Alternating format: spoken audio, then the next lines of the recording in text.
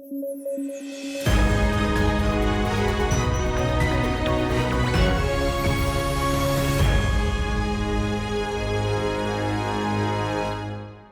News at 9 programme में आपका स्वागत है। मैं हूं अमृत उपाध्याय। आइए जल्दी से देखते हैं आज की क्या हैं हेडलाइंस। दावोस बैठक में लॉन्च हुई GAEA पहल, दान के जरिए निपटेगी जलवायु परिवर्तन की समस्या, वर्तमान फंडिंग पर्याप्त नहीं। जेसिंडा अर्डन ने दिया इस्तीफा, 7 फरवरी तक बनी रहेंगी न्यूजीलैंड की प्रधानमंत्री, 2017 में बनी थी प्रधानमंत्री।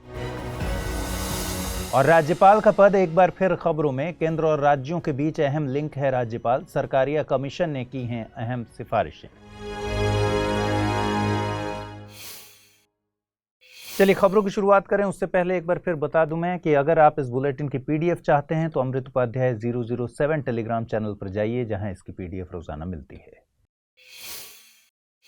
खबरें शुरू करें। विश्व आर्थिक मंच ने दावोस में चल रही बैठक में GAEA पहल लॉन्च की है। GAEA यानी the giving to amplify earth action के जरिए 2050 तक हर साल नेट जीरो, बायोडायवर्सिटी रिस्टोर और नेचर लॉस की चुनौती से निपटने के लिए जरूरी 3 ट्रिलियन की आपूर्ति की जाएगी। GAEA को 45 बड़े फिलैंथ्रोपिक, पब्लिक और प्राइवेट सेक्टर के सहयोगियों का समर्थन हासिल है। गौरतलब है कि ऊर्जा जरूरत और कॉस्ट ऑफ लिविंग में लगातार वृद्धि हो रही है। ऐसे में पृथ्वी के तापमान को 1.5 डिग्री सेल्सियस के भीतर रखना मुश्किल हो रहा है।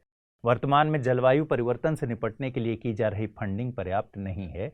इस पहल के मुताबिक फिलैंथ्रोपी के जरिए इस चुनौती से निपटा जा सकता है। बेजोस अर्थ फंड, IKEA फाउंडेशन और रॉकफेलर फाउंडेशन जैसे बड़े फिलैंथ्रोपी फाउंडेशन इस पहल से जुड़ गए हैं। भारतीय कंपनी HCL इसमें प्रमुख सहयोगी है। आपको बता दें कि 16 जनवरी से शुरू हुई दावोस समिट की थीम कोऑपरेशन इन अ फ्रैगमेंटेड वर्ल्ड है। विश्व आर्थिक मंच पब्लिक प्राइवेट कोऑपरेशन के लिए एक अंतर्राष्ट्रीय संगठन है। इसका गठन 1971 में एक नॉट फॉर प्रॉफिट फाउंडेशन के तौर पर हुआ था। इसका मुख्यालय स्विट्जरलैंड के जेनेवा में है। न्यूजीलैंड की प्रधानमंत्री जेसिंडा अर्डन ने इस्तीफा दे दिया है। प्रधानमंत्री के तौर पर उनका कार्यकाल 7 फरवरी 2023 को खत्म हो जाएगा। हालांकि वे सांसद के पद पर बनी रहेंगी। साल 2017 में न्यूजीलैंड की प्रधानमंत्री बनी जेसिंडा अर्डन किसी सरकार की सबसे कम उम्र की महिला प्रमुख बनी थी। उनके कार्यकाल में न्यूजीलैंड ने कोविड महामारी, चर्च और मस्जिद पर आतंकी हमला और व्हाइट आइलैंड ज्वालामुखी विस्फोट जैसी घटनाओं का सामना किया था। न्यूजीलैंड में प्रतिनिधि मूलक लोकतंत्र है। हर मतदाता के पास ये निर्धारित करने का अधिकार है कि संसद और स्थानीय स्तर पर उनका नेता कौन होगा। न्यूजीलैंड में MMP यानी mixed member proportional voting system का प्रयोग किया जाता है। इसके तहत वोटर के पास 2 वोट जैसे पार्टी वोट और इलेक्टोरेट वोट होते हैं। पार्टी वोट के जरिए संसद में किसी पार्टी को कितनी सीट मिलेंगी ये निर्धारित होता है। वहीं इलेक्टोरेट वोट कैंडिडेट के लिए किया जाता है। आपको बता दें कि न्यूजीलैंड दक्षिणी प्रशांत महासागर में स्थित द्वीपीय देश है। इसके पश्चिम में तस्मान सागर स्थित है। ऑस्ट्रेलिया इसका निकटतम पड़ोसी देश है। न्यूजीलैंड में 2 प्रमुख द्वीप हैं, उत्तरी द्वीप और दक्षिणी द्वीप। ये दोनों द्वीप कुक जल संधि द्वारा अलग होते हैं। न्यूजीलैंड की राजधानी वेलिंगटन उत्तरी द्वीप पर स्थित है। वेलिंगटन दुनिया की दक्षिणतम राजधानी है। दक्षिणी द्वीप में स्थित पर्वतों को दक्षिणी आल्प्स कहते हैं। दक्षिणी आल्प्स माउंटेन रेंज में स्थित माउंट कुक न्यूजीलैंड की सबसे ऊंची चोटी है। उत्तरी द्वीप में बहने वाली वांगनुई नदी न्यूजीलैंड की तीसरी सबसे बड़ी नदी है। माओरी जनजाति के लंबे संघर्ष के बाद इस नदी को इंसानों की तरह साल 2017 में लीगल स्टेटस दिया गया था। तमिलनाडु, दिल्ली, केरल, पंजाब, पश्चिम बंगाल और महाराष्ट्र में लंबे वक्त से राज्यपाल के पद को लेकर विवाद चल रहा है। किसी राज्य में राज्यपाल बिल को मंजूरी नहीं दे रहे तो कहीं पर राजनैतिक कॉन्फ्रेंस को संबोधित कर रहे हैं। किसी राज्य का आरोप है कि राज्यपाल पद को मिली शक्तियों से आगे जाकर वे काम कर रहे हैं। इसी के मद्देनजर सबसे पहले संविधान में राज्यपाल की स्थिति को देख लेते हैं। संविधान के अनुच्छेद 153 में राज्यों के लिए राज्यपाल का प्रावधान किया गया है। संविधान के अनुच्छेद 155 के मुताबिक राज्यपाल को राष्ट्रपति के द्वारा नियुक्त किया जाता है। राज्यपाल राज्य में केंद्र सरकार के प्रतिनिधि के तौर पर काम करता है। हालांकि साल 1979 में सुप्रीम कोर्ट ने साफ किया था कि राज्यपाल का पद केंद्र सरकार के तहत रोजगार नहीं है, यह एक स्वतंत्र संवैधानिक पद होता है।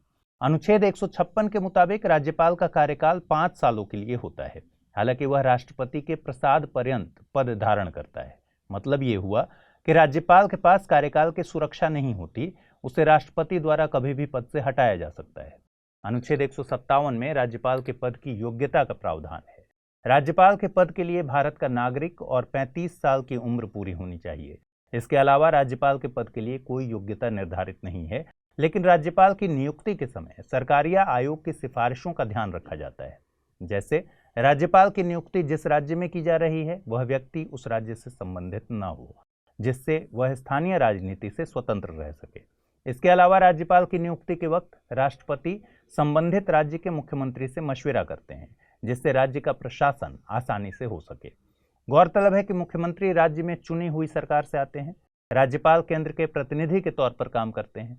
ऐसे में जिन राज्यों में मुख्यमंत्री केंद्र सरकार से अलग पार्टी के होते हैं, वहां दोनों पदों के बीच विवाद ज्यादा देखने को मिलता है। हालांकि शमशेर सिंह बनाम पंजाब राज्य मामले में सुप्रीम कोर्ट ने साफ किया कि राज्यपाल को लगभग सभी शक्तियों का प्रयोग मुख्यमंत्री की सलाह पर करना है, न कि समानांतर सरकार चलानी है। विशेषज्ञों के मुताबिक संविधान के अनुच्छेद 157 के प्रावधानों को रिवाइज किए जाने की जरूरत है, जिससे राज्यपाल के पद के लिए कोई क्राइटेरिया फिक्स किया जा सके। वर्तमान में किसी एक राज्य में पार्टी के लिए पॉलिटिकल कैंपेनिंग करने वाला व्यक्ति दूसरे राज्य के लिए राज्यपाल नियुक्त कर दिया जाता है। ये प्रैक्टिस किसी पद की स्वतंत्रता को सीमित करती है। आपको बता दें कि आमतौर पर किसी राज्य के लिए एक ही राज्यपाल होता है। हालांकि 7वें संविधान संशोधन अधिनियम के द्वारा एक ही व्यक्ति को 2 या ज्यादा राज्यों का राज्यपाल नियुक्त किया जा सकता है। इस खबर की अहमियत को समझने के लिए साल 2013 में यूपीएससी की प्रारंभिक परीक्षा में पूछे गए एक सवाल पर गौर करिए। सवाल पूछा गया था, निम्नलिखित कथनों में से कौन सा एक सही है? भारत में एक ही व्यक्ति को एक ही समय में 2 या अधिक राज्यों में राज्यपाल नियुक्त नहीं किया जा सकता। भारत में राज्यों के उच्च न्यायालय के न्यायाधीश राज्य के राज्यपाल द्वारा नियुक्त किए जाते हैं, ठीक वैसे ही जैसे उच्चतम न्यायालय के न्यायाधीश राष्ट्रपति द्वारा नियुक्त किए जाते हैं। भारत के संविधान में राज्यपाल को उसके पद से हटाने के लिए कोई भी प्रक्रिया अधिकथित नहीं है। विधायी व्यवस्था वाले संघ राज्य क्षेत्र में मुख्यमंत्री की नियुक्ति लेफ्टिनेंट गवर्नर द्वारा बहुमत समर्थन के आधार पर की जाती है। इस प्रश्न का सही जवाब है विकल्प सी। एएसआई यानी आर्कियोलॉजिकल सर्वे ऑफ इंडिया ने नई दिल्ली स्थित पुराने किले में उत्खनन का काम फिर से शुरू करवाया है। 2013-14 और 2017-18 के बाद ये उत्खनन तीसरी बार शुरू किया जा रहा है। इसमें पहले के उत्खननों में हासिल स्थलों को संरक्षित करने की बात भी कही जा रही है। गौरतलब है कि 16वीं शताब्दी में बने पुराने किले को शेर शाह सूरी और मुगल सम्राट हुमायूं के द्वारा बनवाया गया था। ऐसा माना जाता है कि पुराना किला जिस क्षेत्र में स्थित है वहां पहले इंद्रप्रस्थ था। महाभारत के मुताबिक इंद्रप्रस्थ पांडवों की राजधानी थी। एएसआई के मुताबिक इसलिए पुराना किला को पांडवों का किला भी कहा जाता है। पुराना किला कॉम्प्लेक्स में कई अहम स्थल हैं। यहाँ स्थित किलाए कुन्हा मस्जिद को शेर शाह सूरी ने बनवाया था। यह अफगान और मुगल स्थापत्य के ट्रांजिशन का प्रतीक है। शेर मंडल शेर शाह सूरी द्वारा बनवाया गया एक ऑक्टोगोनल स्ट्रक्चर है।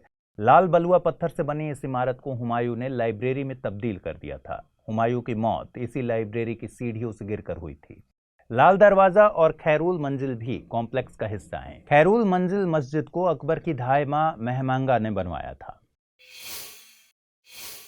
आइए जल्दी से देखते हैं बुलेटिन पर आधारित क्या सवाल बन सकते हैं। पहला सवाल है, the giving to amplify earth action के संबंध में निम्नलिखित कथनों पर विचार कीजिए। इसे विश्व आर्थिक मंच द्वारा शुरू किया गया है। इसकी मूल अवधारणा फिलैंथ्रोपी से जुड़ी हुई है। रॉकफेलर फाउंडेशन, HCL और IKEA फाउंडेशन इसमें प्रमुख सहयोगी हैं। कूट के जरिए सही कथन या कथनों को चुनना है, केवल एक, केवल 2 और 3, केवल 1 और 3 या फिर 1, 2 और 3। दूसरा सवाल है, खैरुल मंजिल मस्जिद का निर्माण निम्न में से किसके द्वारा करवाया गया था? जीजी अनगा, महम अनगा, हमीदा बानू बेगम या फिर नूरजहां। आइए देखते हैं पिछले बुलेटिन पर आधारित मैंने क्या सवाल पूछे थे, उनके सही जवाब क्या हैं। पहला सवाल था, इलेक्ट्रॉनिक वोटिंग मशीन के संबंध में निम्नलिखित कथनों पर विचार कीजिए। ईवीएम एक माइक्रो कंट्रोलर आधारित पोर्टेबल इंस्ट्रूमेंट है। यह कंट्रोल यूनिट और बैलेट यूनिट से मिलकर बनी होती है। इसका प्रयोग करने के लिए इलेक्ट्रिसिटी की जरूरत होती है। कूट का प्रयोग कर सही कथन चुनना था, केवल 1 और 2, केवल 2 और 3, केवल 1 और 3 या फिर 1, 2 और 3। सही जवाब है विकल्प ए, यानी तीसरा कथन गलत है।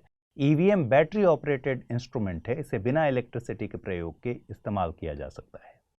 दूसरा सवाल मैंने पूछा था, नाटो का गठन निम्न में से किस संधि के द्वारा किया गया था? वर्साई की संधि, वॉशिंगटन संधि, ब्रासिलिया डिक्लेरेशन या फिर कलेक्टिव डिफेंस क्लॉज? सही जवाब है इसका ऑप्शन बी, यानी वॉशिंगटन संधि। तो आज के बुलेटिन में इतना ही रखते हैं। आज पूछे गए सवालों का जवाब जरूर कमेंट बॉक्स में दीजिए। आपको ये प्रोग्राम कैसा लगा ये भी ज़रूर बताइए। और स्टडी IQ IAS हिंदी को अभी तक अगर आपने सब्सक्राइब नहीं किया है तो सब्सक्राइब कर लीजिए। ठीक से पढ़ाई कीजिए, अच्छे से तैयारी कीजिए। नमस्कार।